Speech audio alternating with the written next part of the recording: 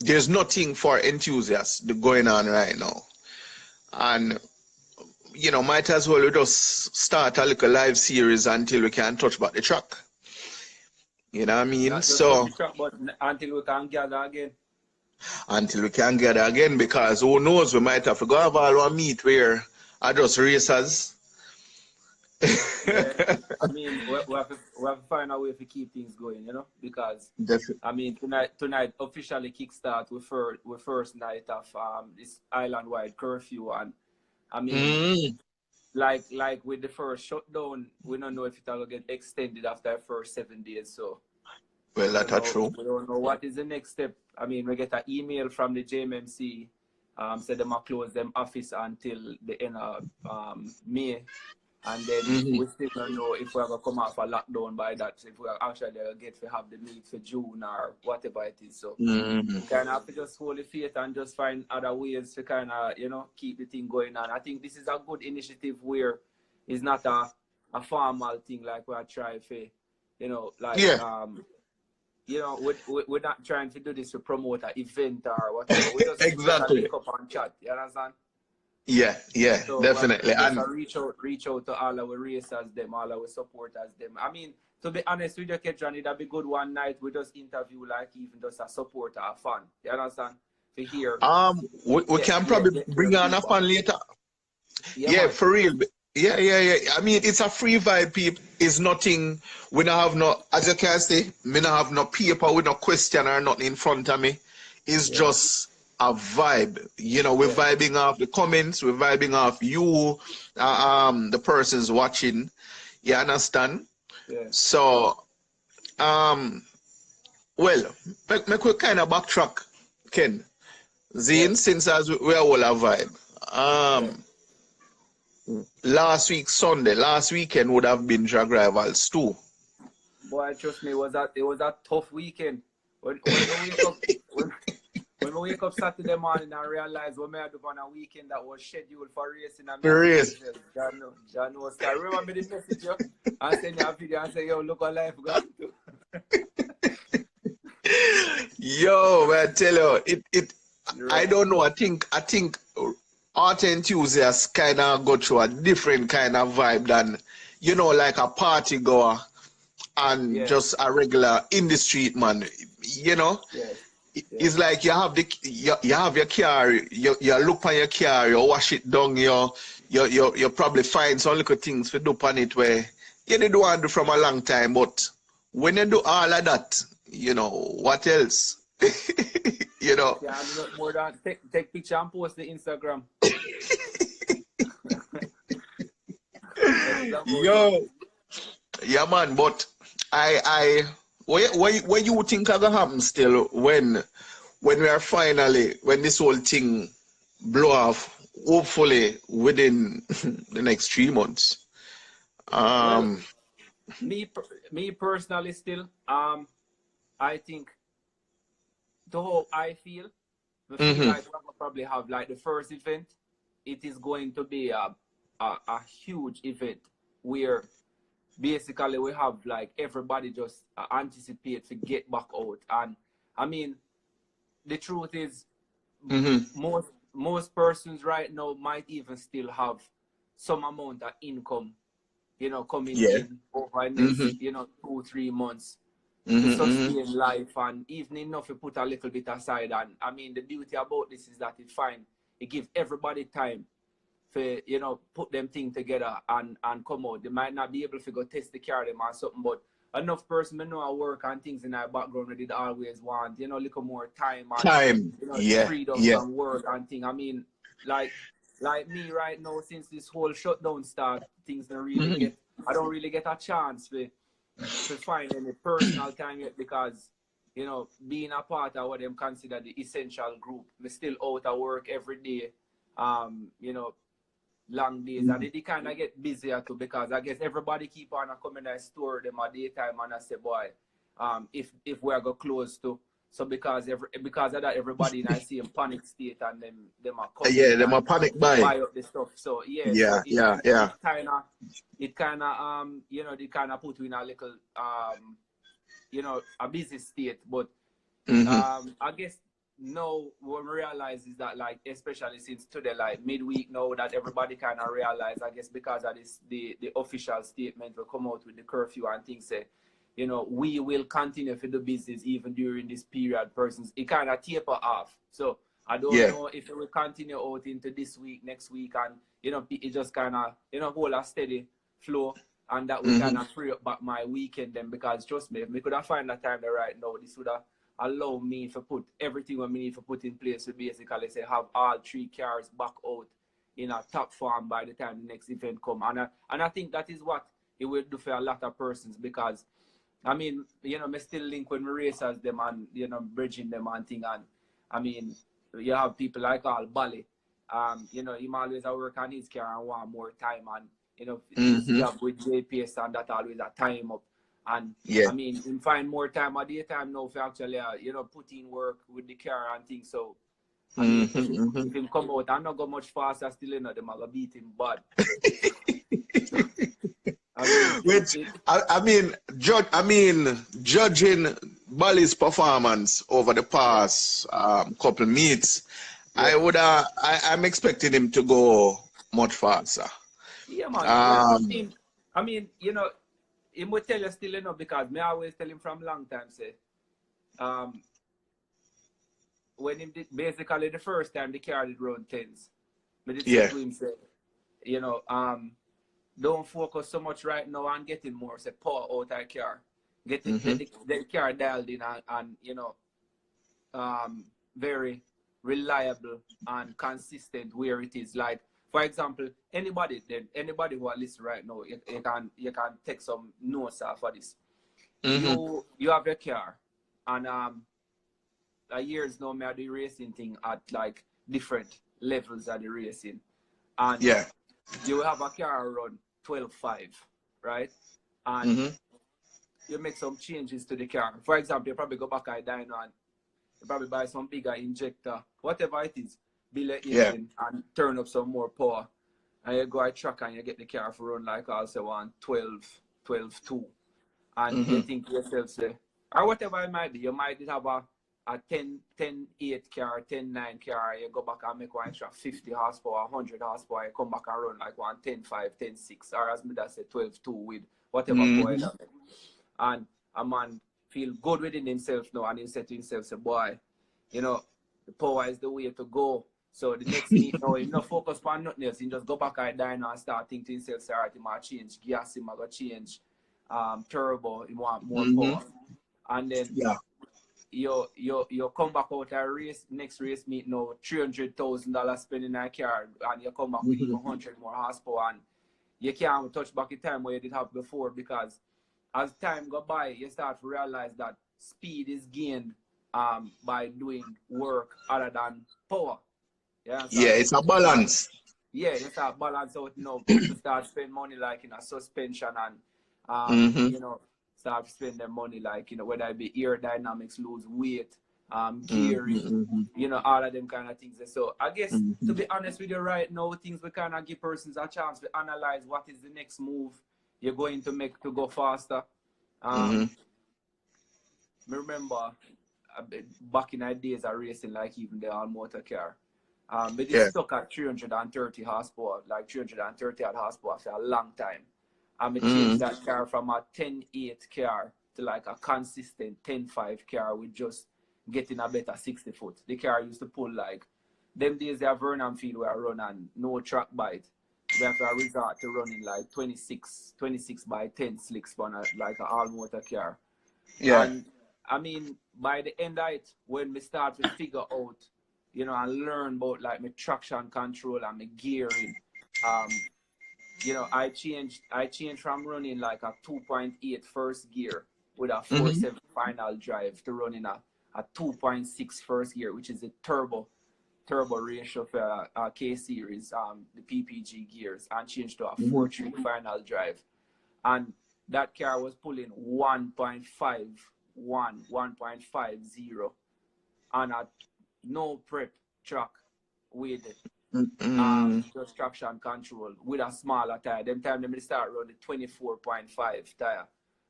So 24.5 by 9.5 versus the 26 by 10, and I pull a much better 60 foot because me start to analyze that, you know, the bigger tire, they start to hurt me up at top, you know, being that me never have that much power. So you sit down and you analyze enough little things and realize that boy, racing is not just about power and, you know, everything. So, you start to think about how you trim off every millisecond from the start line. And you know, all of that basically did add up, and as you can see the car, we go a race meet already, and man asked me, what is it when me are doing a computer when like me make a pass to the car and the car run like 10-3, I'm gonna come back and run 10-1 and then 10-0 and then 9-9. And a man say sound like you turn up the power. But I mean everybody knows that that's the all motor thing go, but it's like me come back and me analyze the data log them and realize, all right, you know, me leave the line and me probably pull like a 1.55 60. And you know, me check the log and realize the boy the traction control either one go up or down, and we make the changes and go back out and they pull like a 1.53, and then we make some more change and go a 1.51, and trust me, 1.55 versus 1.51, about 0.2 of a second come off a ET. So my man say something, Ken. Yeah. You say you're stuck at 333 horsepower, right? Yeah. Was that deliberate? Was that intentional, or is it that you make up your mind say no move from the 333? Well, my journey in the all motor was a rough one still, you know. I want to tell you the truth. Say, all right, back in 2014, right? I have this idea. I said, boy, I go build a race car, and them times I watch import racing overseas like enough, and you know it was always a dream to say, boy, I go build a 300 and enough horsepower, you know, natural K series. So go and see if one thing and a pressure one of my bridging that a demo run Squickly Limited wrecking service at Kingston. Yeah man. I think in about 2012. They tuned the car when him did have it, the black EG. As everybody know, I did tune the car for him when he did have a turbo B series tonight. And from the night when I go in at the car up on the dyno, I tell him, say, yo, it's any day I sell a car I want, if I buy a car, it's just nice and neat and clean. And years down the line, them I just link me back and sit to me say, yo, you know, say my plan to sell a car. And from them I tell me that it was within a year of him planning to sell the car. I said to him, say, yo, anytime you're ready, let me know. So I start doing my little research online, you know, and I say, all right, I'm going to buy this, I'm going to buy that, and whatever, I save up. So him link me like the December now and tell me, say, you're ready to sell the car by January, I sell the car. No, I think I like November, him tell me. And whenever him tell me, I'm going to link me pay him for the car and it up my house for a while until I go feed and, you know, have it at home. So January come now after my Christmas rush pass and things busy and contact my you know, I message a lot of people, a lot of stores and dealers, you know, all over US. We say, I have a list of parts of my message like Tri-State Motorsports, you know, IPT Race Parts, Real Street Performance, TD Auto Works. Everybody, me send them the same price list, the same parts list. Everybody send me back a breakdown and I say, yo, I go buy from whoever give me best price, you know. And Damian Boroto own Belloc Industries, right? He at the time his business was he was doing parts retail through TD Auto Works, and he gave me the best prices and also the fact that he was in Florida. I say, you know, it was easier because me never have to ship everything now to Florida. So make a link and Damian send me with a send me a price list. And I said, boy, that look good. So say, all right, what best way to pay for parts them I know, and parts them come up to like about 15,000 US. I mean I talk about everything. I think the poor.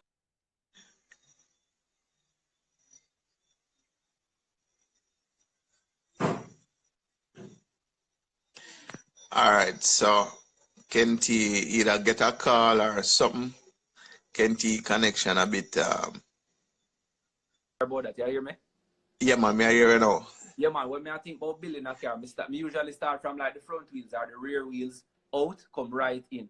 So, you know, when I talk about when I buy parts to the car, I say, all right, tire size, rim, brake, axle, diff, gearbox, gears, flywheel, clutch, you know, me I talk about oil pump, bearings, crank, rod, crankshaft pulley if necessary, piston, head gasket, head, valve, everything. I go right through. I think about, you know, intake manifold, exhaust manifold, injector, computer, wire harness, radiator, everything. So I send him a full list. I decide to just buy every single thing for the car one time. And when I come back, I go just put all things together. So the part list was like, 15,000 US. So them time I know, I said, boy, I send him a small little retainer fee as a deposit for make him order everything. So by the time I reach at Florida, now everything would have been in stock or in you know, in our shop. When we reach out Miami airport, I'm stand up in our line. I just see dog with one of security dog, then walk up on page me. So I said to myself, say, yo, I don't have no form of contraband with dog. Yeah, what is now? The dog just come beside me and sit down beside me. And I say, yo, what is that now? So, a big room business. That, you know. Immigration officer them and pull me out and said to me, say, sir, how much money do you have on you? So, I know, so them don't tell me I know, so if I declare it, you know, so I declare if you say me I walk with the cash and thing or whatever, and then go on. Them carry me around our room and say to me, say if you declare the cash and we count it out and thing. So me get very, like, you know, interested at the time, and I say, so yo, how you know, say, I mean, even though I declare it, I never made it to the point yet where I handed in that paper to say, you know, I have it. So it's obviously a dog. So they might tell me the dog train for smell cash in a certain amount of, like, wow. Yeah. We ask someone. Yeah, so if it stock of cash kind of too big, a dog train, and you know, if him sit down, that I guess that they respond to him give way. That thank you. So anyways, then we want to make sure it's everything legit. So them call Damon at the store to just verify and send them a copy of the invoice and thing, and I leave out and link up with him. And when I talk about stuff my suitcase with every single thing you could have think of. And I mean, like the bigger things, them like the rims and stuff, I ship them down, and I just decide to go all out to that car. So I buy my tools them when I go need to put the car together.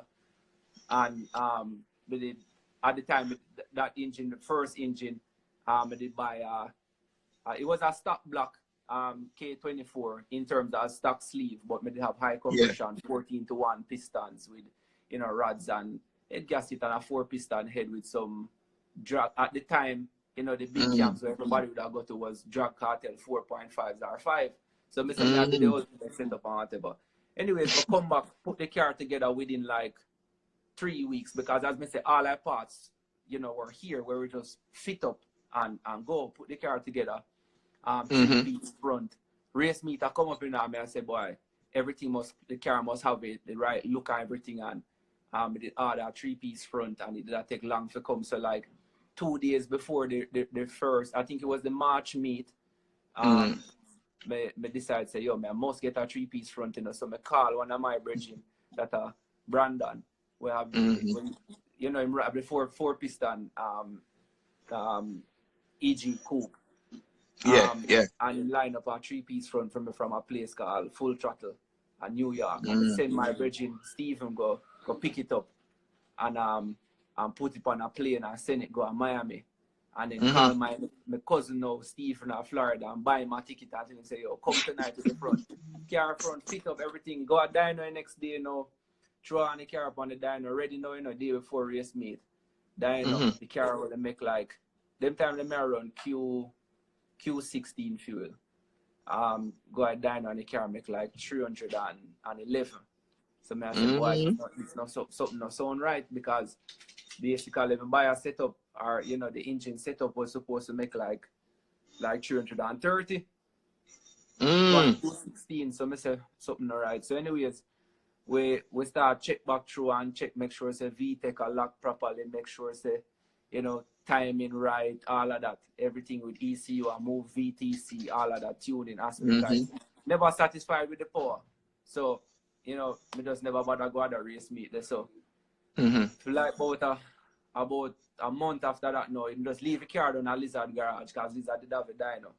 And basically start, you know, call persons and question around to say, oh, what is it me I do wrong? Why the car not, you know, make the power where it's supposed to make? You know, right. Try everything. Them time the mirror and skunk to intake manifold.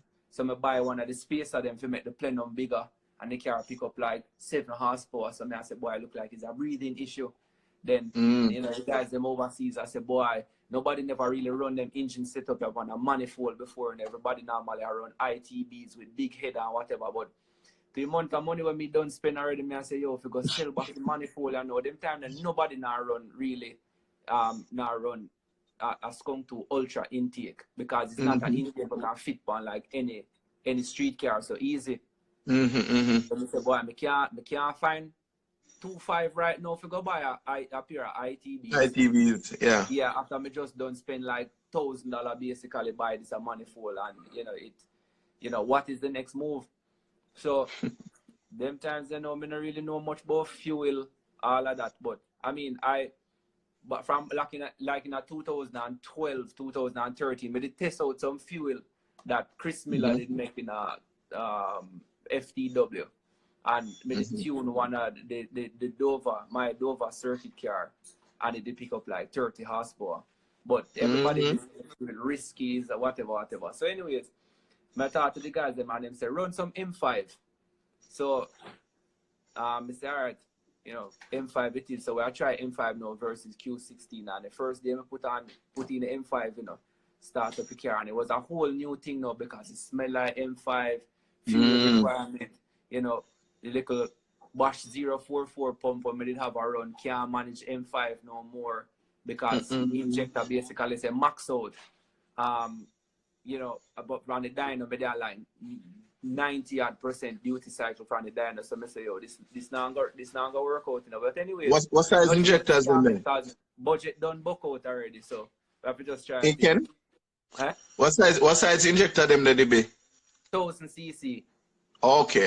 Yeah, so 1000 cc with M5 now, and go I track and make a pass with the car the week before the Verna.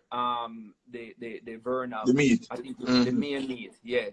So at the time I did only have the PPG first and second, and stock third and fourth, and Lizard did kind of doctor up a box to say, boy, this I go carry through the meet. But I guess revenue car to like 10,000 RPM. I couldn't flat shift to third the way me that want to run at time. So I go the weekend, I think Williams them did a test them Pulsar, so them did have a private test session down at Vernon Field, and I go down and I run like 11.2 with the car, missing third every single time. So I say, all right, this look good. So the same Saturday now, I jump back on the phone again and call my guy them at Florida, and them get me the PPG third and fourth. And as me say, when I tune with the M5 now, I pick up like 25 more horsepower, so I did like 330 and over Q16. So at that day now, I start to realize the power of fuel.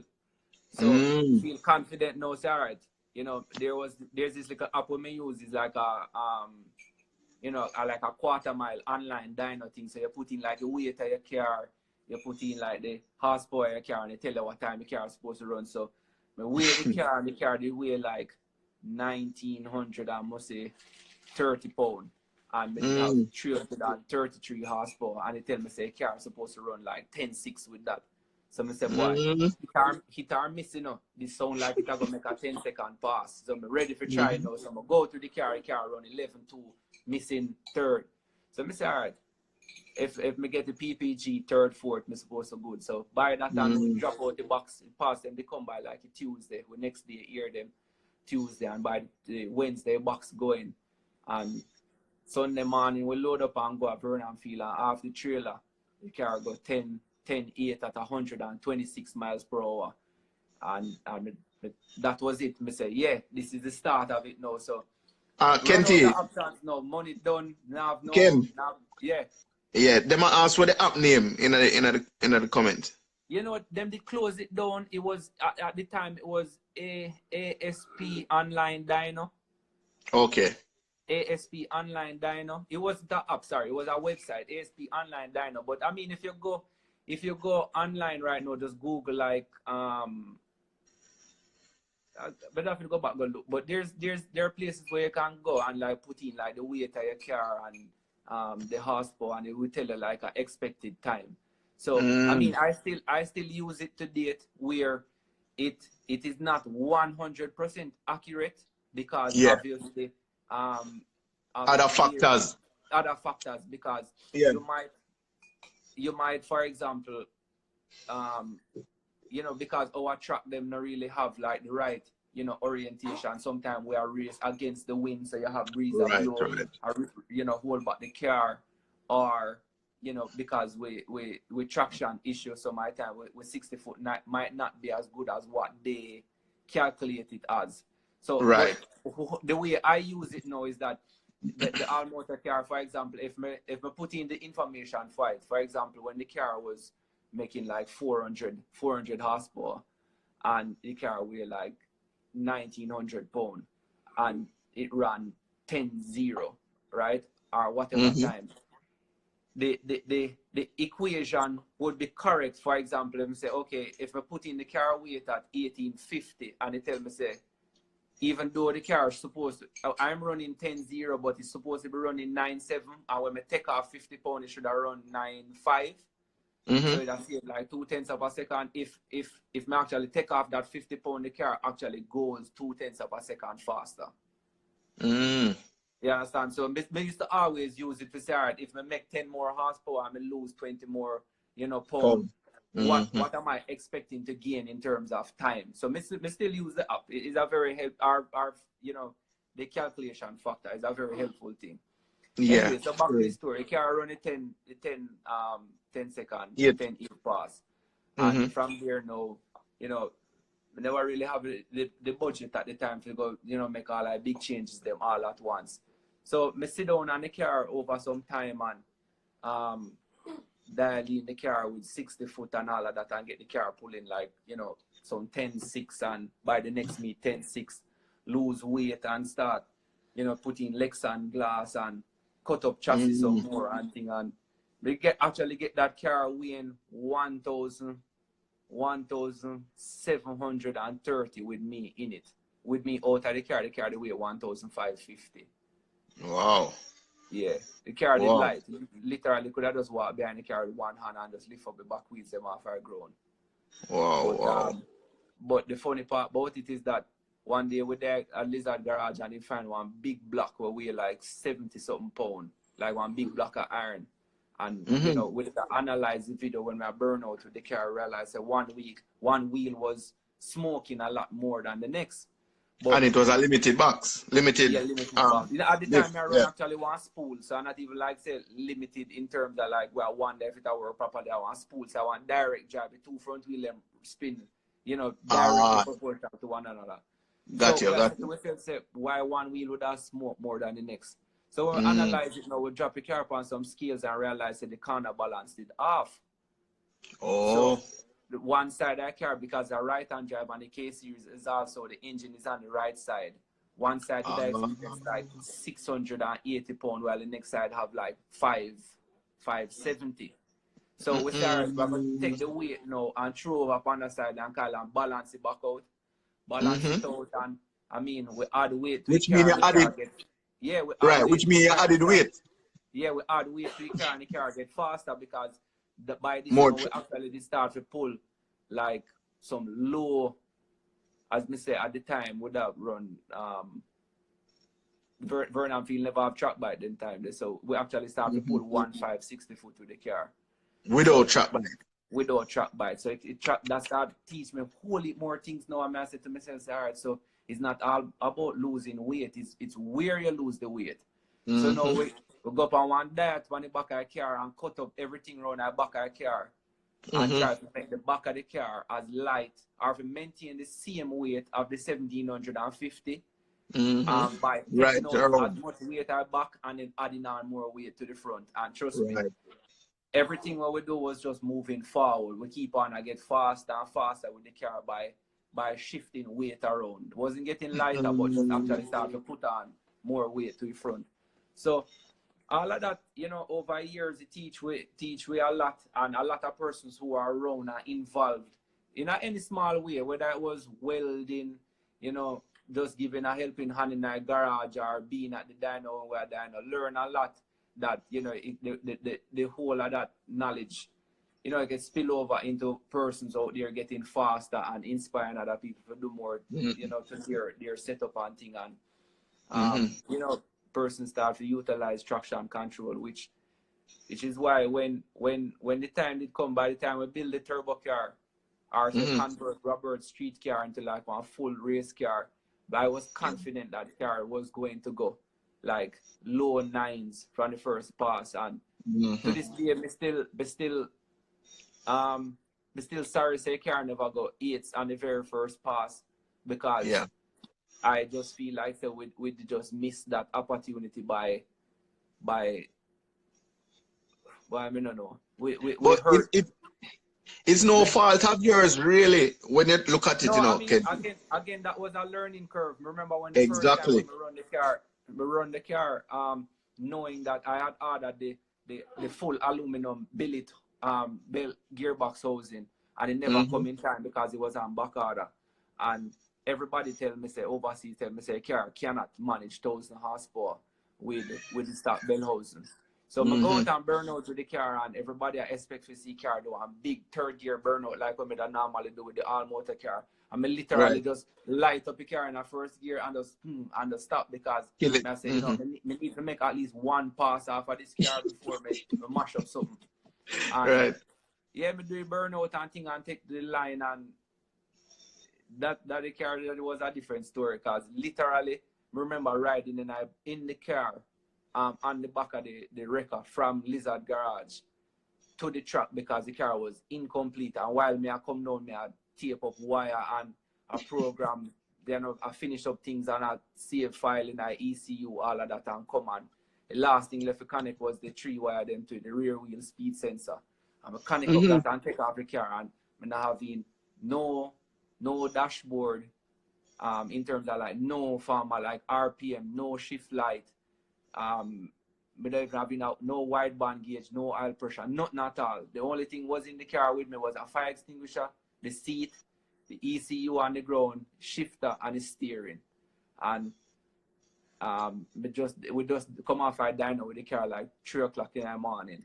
And we roll up, man. And how much, sorry, what the most you ever make with the turbocharged car? The car, it was spinning on the dyno that night, and it made 1,093 at 42 psi. But basically, I don't know if you know what the graph look like when the car go up and you get wheel spin. It's like a kind of flat line up at the top. So there was more into it, and I mean that was 42 psi. And after that, we turn up the boost to 55 pounds. So when we come at Vernon Field the next day now, I full 55 pounds it I will get, which the car should have been at around probably about 1,300 with that. And when we leave a line and I listen to the car, I go 1, 2, 3, and when we there top of third now, I'm ready for shift, and I sink the clutch and I try to pull the car out at third, keep the car, like the gear, the shifter stuck in a place and now come out. So I lift off of the gas, and then they finally come out and I go fourth. But, you know, with the big turbo setup and thing, there's a video, I think you posted recently to where the car drop out a boost and then they come on back. And, the car ran 9.4. So I said to myself, yeah, this look good, 60 foot, 1.5, like 1.51 or 1.52. So I said, all right, well, I'll come back out for second pass now, and everything would have been good. So, I mean, we never see nothing wrong with the car as yet, just that I go down at the bottom of my track and I come up and all like the gearbox feel tight. So we come back up and we check the linkage and everything did seem all right. Go out and do a burnout, the car stuck in a gear. This I run now where Omar have a talk and I walk all over internet and I say me did up on kill list because me and him race and you know he beat me. So me and him did a 9-second elimination day, you know, I'm go out and so we roll up, jump out in a 1. I couldn't go second. have to let up off our gas again. Because as you know, my flat shift, we carry them. So when we finally get it into second and go back down, the car just come on back and boost, and then we just feel it stop, accelerate, pull off the side and realize the whole entire gearbox housing like split up. The gears them separate and mash up like one brand new set of gears. So one run off of them and like we lose $6,000 worth of gears off of one pass.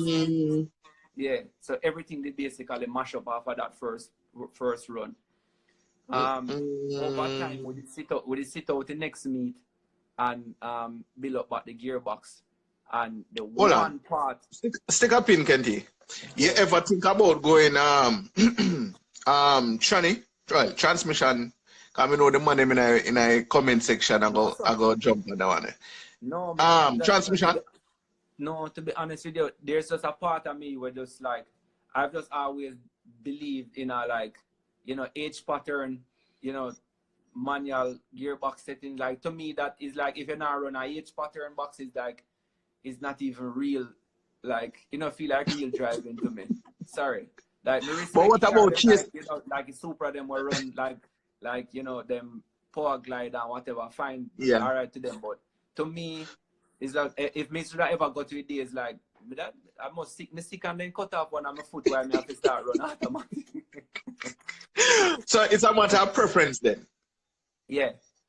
And I'm not doing a sequential like you know like lever pull back one or business. No, so like my thing is just there's a part that will have the fun of the risks will come into the H pattern box, so like the fear of 1 2 1, you know, 2 2 3 2, all of that. It helps you, or it builds your confidence as a driver, or your reputation as a driver for know say you have mastered the H pattern box as a part of your yeah. Well. I understand. Listen. So in other words, you'd have. You know, take away nothing from the money with them power glide. You just say your preference that. Yeah, that's my personal preference. Like I do believe that you know the power glide is essential for certain cars. For example, there's this guy overseas who race a Supra. Joel Granas. We can't remember his last name, but Granas racing. Yeah. Orange Supra. Orange and black Supra. Orange and black. He might be fastest. H pattern. Pattern Supra. Yeah. That car no short of power. And the other day at Texas 2K, I think the car run like 7.00.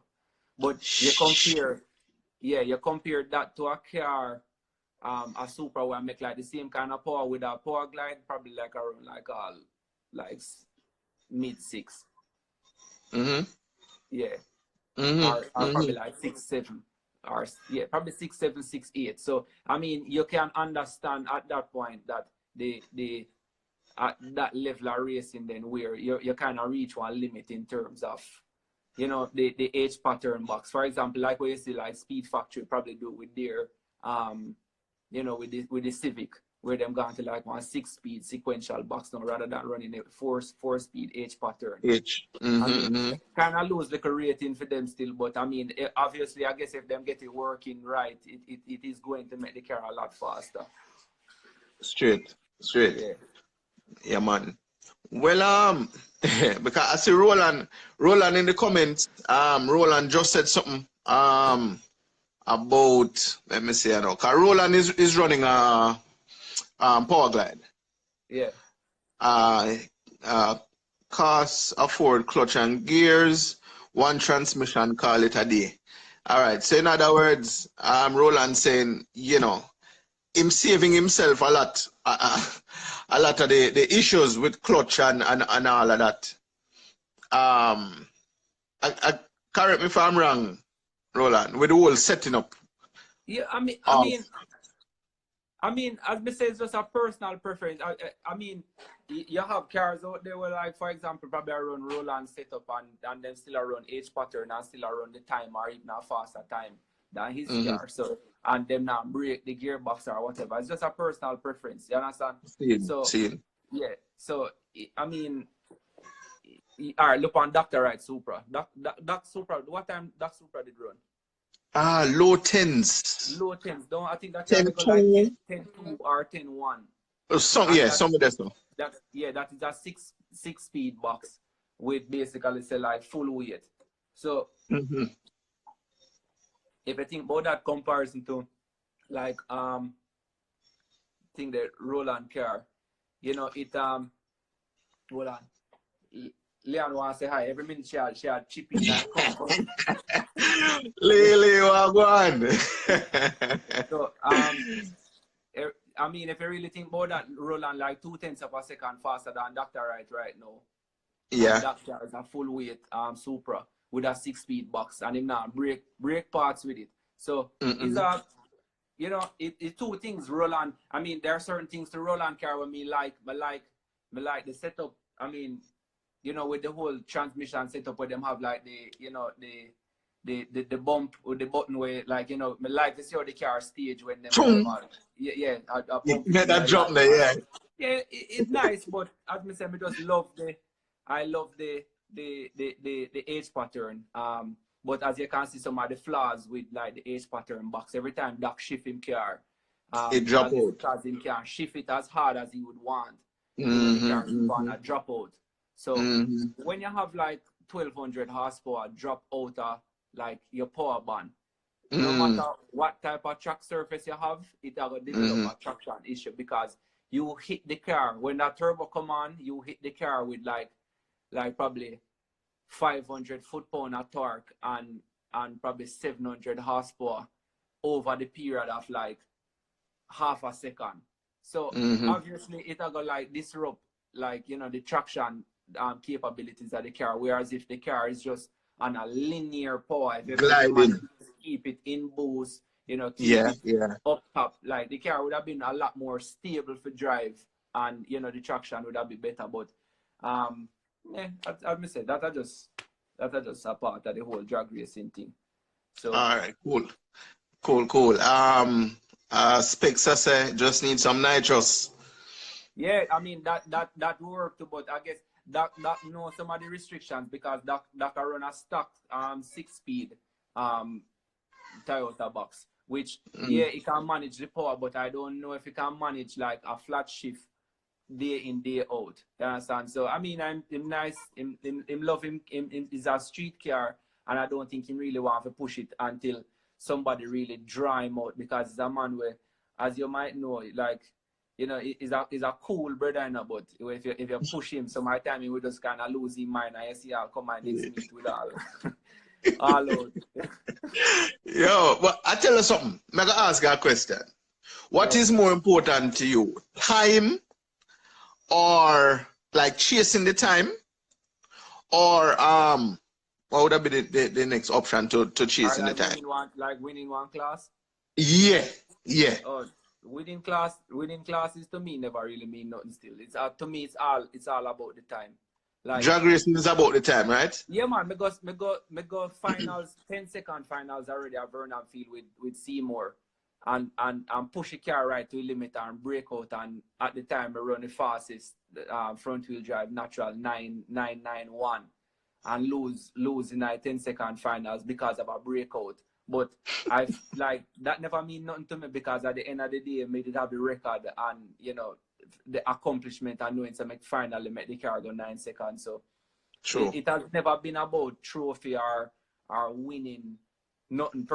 Lizard always argue with me and tell me, say, yeah, you will look on it different when you go home and you have something to show your children in the future, this and that. I say, yo, I still have my time slip. I have my time slip. I normally frame them and put them up. So I have my time slip them. That has something to show them. Yeah. Yeah, for real. I can't go make trophy. I know a man who graduated from school and their parents did want them to feel good, and the parents then just go to a man, they will go buy them one trophy and make them feel good. Yo, as me there, I look on the screen now. Me just say the pretty blue Subaru go down. Yeah. Which would have bring me to a question. All-wheel drive now. We see possibly the next meet we could have as much as 3. And well, I know of 3 all-wheel drive Hondas at Yeah, present. Um, well, some time ago when me talk, you did say, well, you would have probably do a all-wheel drive project. yeah. What would be the ultimate goal for that all-wheel drive project for All you? right, all right. Personally, right now, I sit down and analyze certain things, and is it the all-wheel drive thing? Mm-hmm. Is a bigger rabbit hole than front-wheel drive Hondas with a turbo or all motor. Mm-hmm. And the reason why I say that is because all right, in its first 2 years of becoming popular as a thing for the overseas, right? Yeah. It Yeah. has already reached its like climax, are already restricted due to the capability of the drivetrain, right? Mm-hmm. And Mm-hmm. to me, I don't really want to go back down that line of racing where you now have an engine that is capable of making 1,500 horsepower, right? Yeah. But Yeah. every time you go to the car, you are break $5,000, $6,000, $7,000 worth of drivetrain parts. Mm-mm. Because none of them have gone faster than 7.5 so far, and these are overseas, right? And Mm-hmm. the reason why none of them can go faster than that so far is that none of them have been able to make the cars reliable for hold the amount of power that the engines are now capable of pushing. So Mm-hmm. when we finalize up things with like the all-wheel drive setup, I Mm-hmm. am not looking for go more than like just 8 second, top of 8 second class, like high eights, 8, 8, Mm-hmm. 9, 8, 8. And I don't really want to do that with anything more than just like drag radials. You know the blue hatch with CLM did have the first all-wheel drive where they, like where they kind of get popular then. The one with the crash? No man, not section 8. Them did have like a street car which was it did just have on 4 radials with interior. The car did make like 900 and something with Q16, and the car did run like 8.8 with radials. Wow. So I would have wanted to do a setup more like that where have to think about to buy like billet Bellhausen, think about like To put so all of much the stress. parts them billet Yeah, to put that transfer. stress on it. Yeah, To because put the stress.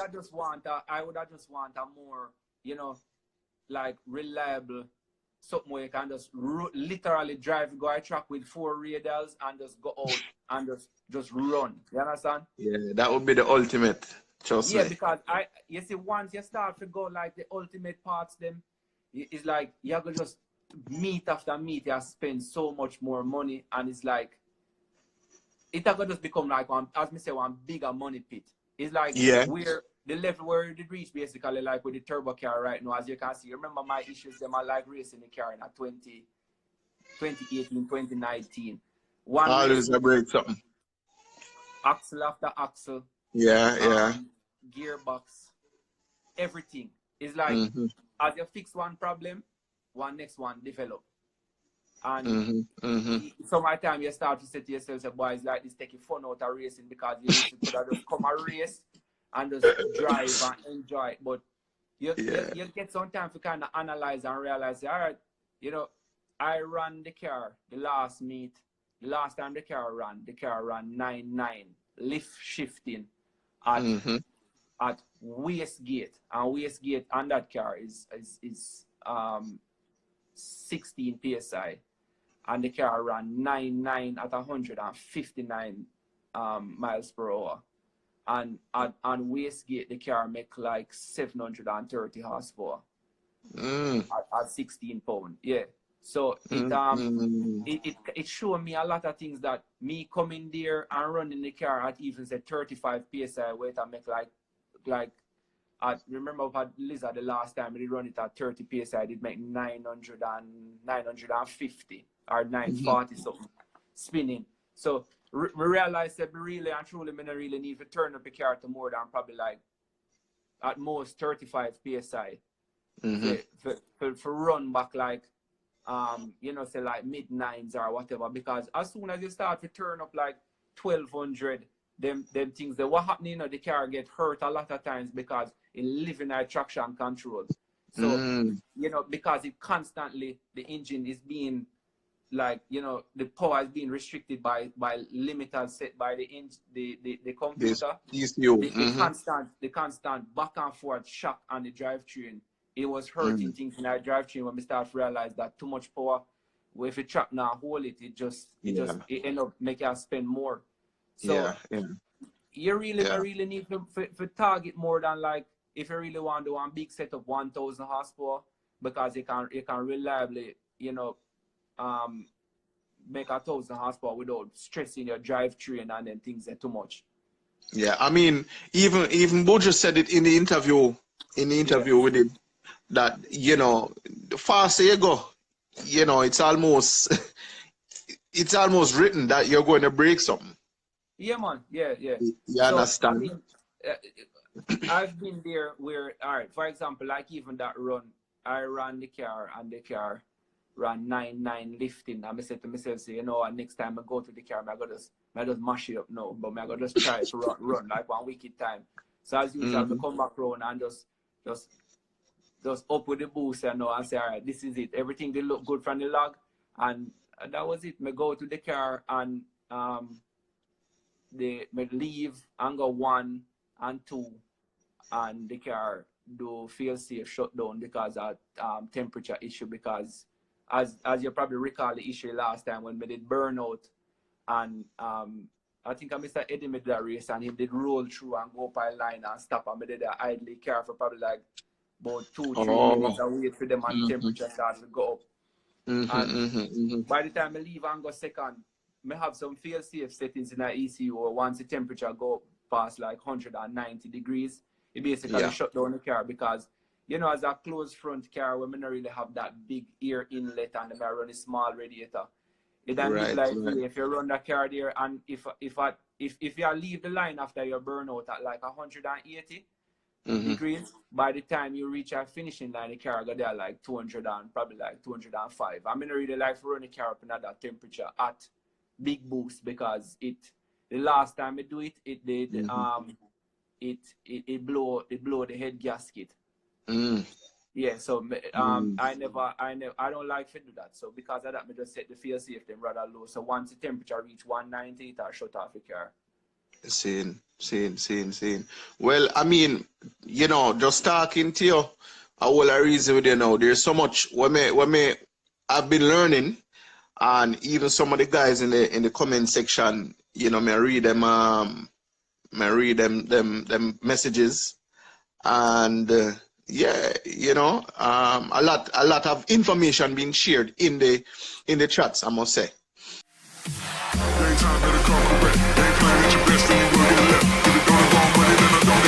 If it don't involve money, then I don't accept.